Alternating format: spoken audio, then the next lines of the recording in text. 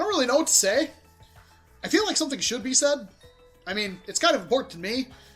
When it comes to the whole pandemic thing, I'm kind of a higher risk individual. I have lots of respiratory problems, and I'm overweight, and I try to take care of myself the best I can, and I try to be prepared for what's coming the best I can. And I know a lot of you were excited to go to Jared's Epic NERF Battle 5 and meet me and a whole bunch of popular, better people than me.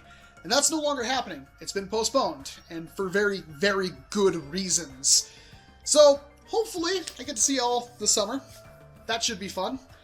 But until then, we gotta kind of ride this out. We gotta kind of weather this, and for a lot of you, you may not even be going to classes right now.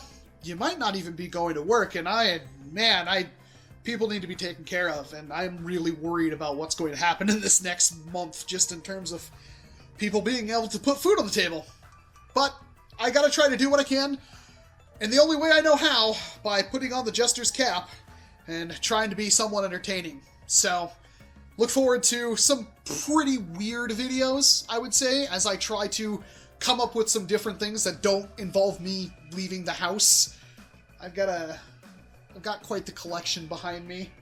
There's some fun stuff we can take a look at in these coming days and weeks, and hopefully not months, but you never know with this kind of thing, and I don't want to instill panic or anything in anyone. I just want to make y'all happy. And how else could I make you happy?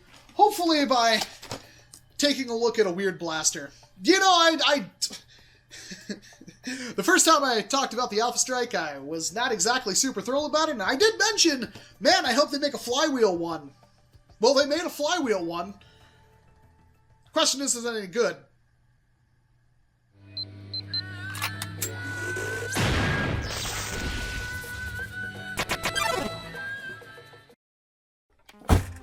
And here I thought I'd never be looking at another Alpha Strike blaster, but I think you can see just by looking at the package that the Alpha Strike Flyte here kinda changes everything we know about Alpha Strike, except for maybe the price. Let's start off with the price, because I'm somewhat conflicted on this.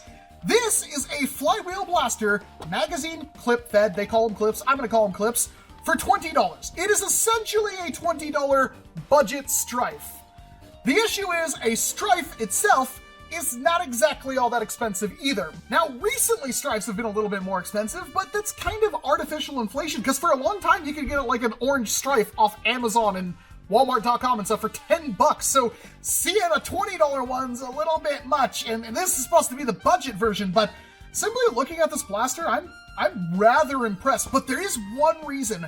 I have not looked at a review of this yet, but I'm kind of wondering, does this blaster have screws? And if so, how many? Because as we've seen with the other Alpha Strike stuff, they're all kind of snapped together. And if the Alpha Strike Flyte is snapped together, this may be the closest thing I have to getting my modular, easily swappable flywheel cage blaster. I mean, this could very well be the basis of it, and I'm kind of stoked about that. But $20, you get a black 10-round magazine and 20 of the kind of garbage Alpha Strike darts. It does say #1 blaster brand, but on the back it says removable 10-dart clip and motorized blasting. That is everything, and it's powered by 4 AA batteries. That should be rather interesting to see how that works. Let's get this thing out of the box. Do you have enough things to hold us in there, Hasbro? Maybe? The blaster, the darts, and even an instructions sheet. I wasn't expecting that, not for an Alpha Strike blaster. Alright, so the Stryfe, it might be serviceable, but it's definitely not the most comfortable thing ever. How does the Flyte compare? I'd say perfect. I mean, it's blocky, but this is good. This is actually a really good change. Why does that seem like it's not all the way in? That's really good. It there is a little bit of a rough edge right here, but that fits around my hand really well. And this thing in the front is actually the battery tray, which is... How do I open this? Ah, there's a clip right here too. I probably would have broken it. I mean, this hinge right here kind of bothers me, but it's made of that like softer, rubberier plastic, so that's not too bad. As a foregrip, it's kind of garbage. That definitely could have used a little bit more, but being able to just open this up and get to the battery without any kind of screw or anything, again, a really nice change for a blaster like this. Where does this thing start to suck? I actually have to wonder about the performance. Because I am... Ooh. Ooh, okay, that's not great either. Yeah, that's a really not great feed, and it doesn't feel right. And there's the flywheel cage in black plastic. I don't know if you can see that in there. Kind of like that. Well, oh, it's got locks in it too. I'm actually amazed this thing has locks. The jam door doesn't have a lock though. See, I was wondering about that because that's where these things start to get a little crazy, is with all the use of like little locks and stuff in these blasters to stop kids from jamming their fingers into them. And if they could remove those, then these things would be way easier to produce. And it kind of seems like that's what they did with the Flyte here. Power up the beast with 4 AA batteries. And amazingly enough, 20 darts. I can't believe it. We are spoiled. Ooh, that's a good magazine follower right there. I swear to Crom, if I actually like this blaster, I'm going to be a little upset with myself. It is interesting, because if you remember, when I talked about the alpha thing, I complained about the grip, and I said I wish they'd make a flywheel version. And they did both those things in one fell swoop. I think Hasbro might actually pay attention to us. We're gonna close. How hard is this to close up, I wonder? Let's see. Boom. Snaps just in like that. A little bit of a durability concern on that, but it might not be too bad. Push that in. And, ooh, that was... Oh, what the heck? I'm starting to see where they might have cut corners. That is a little terrible. Alright, and magazine release. Magazine release does work. It is... Oh, it's a little bit easier to reload if you push the magazine. And it's in a good place. It's actually... This design is amazing for what it is. Alright, enough beating around the bush. Don't let me down, Flyte. Let's see what you can do with some not super great batteries, but if you can hit Elite Standard, I'll be happy with you. If you could fire a dart, I'd be happy with you. Oh, hey. 46... 62, 63, 64, 63, 58. I'm starting to wonder if my chronograph is actually not doing... I mentioned this in the last video, but that seems a little soft. We'll definitely pay more attention to the range claims on this one, I feel, but... I mean, it's a flywheeler. So my opinion on the flywheeler is that it's way too easy to mod. So I don't think there's really a big issue there, in my opinion, because it's a flywheeler and they're very easy to mod. That also brings to question if there's any kind of like thermistor or anything in this. I wonder if this blaster doesn't have that kind of stuff in it. Looking at the shell, there's only 2 screw posts in this entire blaster. In fact, this whole half of the shell is one piece. Yo! Don't give it up, Lupe. It looks like right here is actually a different piece. How hard is this thing to pull apart? Because then, yeah, you could just undo 2 thumb screws and then like have this cut really thin so there's a little bit of a gap right here. So you can just unscrew those, pull that out, pull off this front and have access to the flywheel cage and just have some like quick connectors that you can unplug and plug in. And it's also surprising that it is symmetrical on both sides and rather thin at that. Am I seriously going to like the Flyte? There's gotta be something wrong with this thing. Even the performance, I don't really mind. It didn't have performance claims on the box, and it could be any number of things. It could be my model. It's definitely going to have some low quality control. It could be the chronograph is not working, which I'm kind of wondering about myself. I'm going to have to buy the lighting kit for my other chronograph and start using it, because I'm starting to wonder if that one's finally died after being knocked around for so long. But let's take this thing outside and see exactly what the ranges are like, because I'm pretty curious on this one. And hopefully it's accurate, even though it's shooting elite darts, but I'll give it a shot. Flyte, 10 round mag, 10 darts it came with. I am, let's see if I can be disappointed. That's, honestly, ooh, about what I'd expect. Oh, the accuracy is god-awful. That could be these darts. I am not... What the heck was that?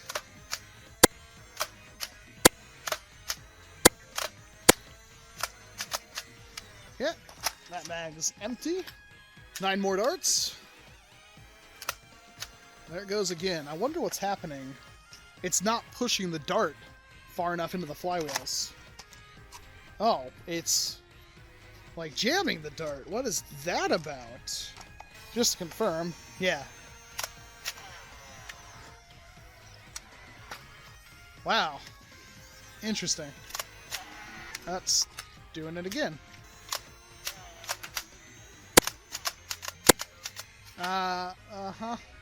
12 rounder with Adventure Force waffles in it. I want to see if that will maybe not only help the performance, but help the reliability.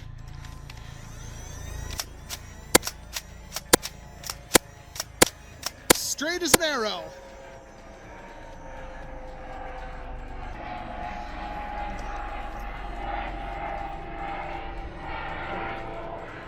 Freaking helicopter.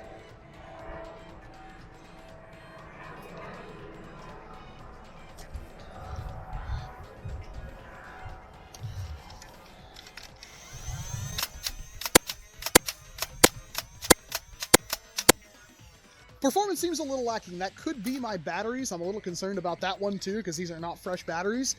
But again, overall, I'm rather impressed, I'll say.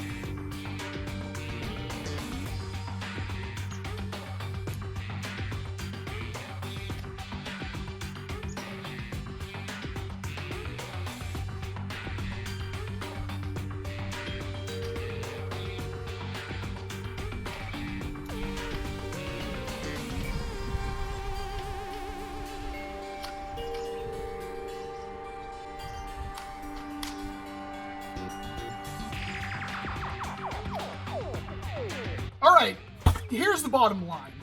Do I necessarily think it's a good idea for you to pick up the Flyte CS-10? Not exactly. That being said, before I get into anything, I love this blaster. I paid full price for it, and yes, mine has some issues working. Mostly, I think it's the included darts. That's kind of an issue. So right off the bat, even though this is kind of a budget blaster, I'm not really going to recommend the Flyte. I don't think necessarily you should get it, especially if you're a new person who's looking for a competitive flywheel blaster. Yes, this thing uses magazines, but new people aren't going to have big stacks of magazines around to utilize this function. And you can get harder hitting, far better bang for your buck blasters from the likes of Dart Zone or Buzzbee. But man, do I like the Flyte for a lot of reasons. I haven't even tried to take this thing apart yet, and I think that's the next thing I'm going to try to do. But the ergonomics, besides these little jagged edges right here on the grip, in fact, this is the only little jagged edge. If you actually look at the blaster, this for some reason is not quite even. But the rest of it is, like, the grip, not perfect. This grip, pretty good. This is not big enough to be a stock. You can kind of do it, but I mean, as an arm brace, which makes it feel really good when you're aiming it, that's not bad. The actual profile is really nice, and it does have a barrel attachment, plenty of places for you to put a sling, quick battery access. If you have a battery that will fit in this, it will be really easy for you to access the battery and remove it. The overall shell build quality is really good. The design is really good. This thing's screaming for a paint job. It looks awesome. Yeah, that trigger is, oh, wait, is that what that lock did? Ah, so it does have a rev trigger lock, but mine was kind of broken. That might explain why things were a little bit weird for me. But little locks like that. That's like the only one, and that seems to be like a physical blockage because I was still using the blaster earlier with that. But okay, seriously, just the ergonomics, everything, I love it. I'm gonna leave it right here. You definitely can unsnap this blaster. There's no doubt in my mind that that is a thing you can do.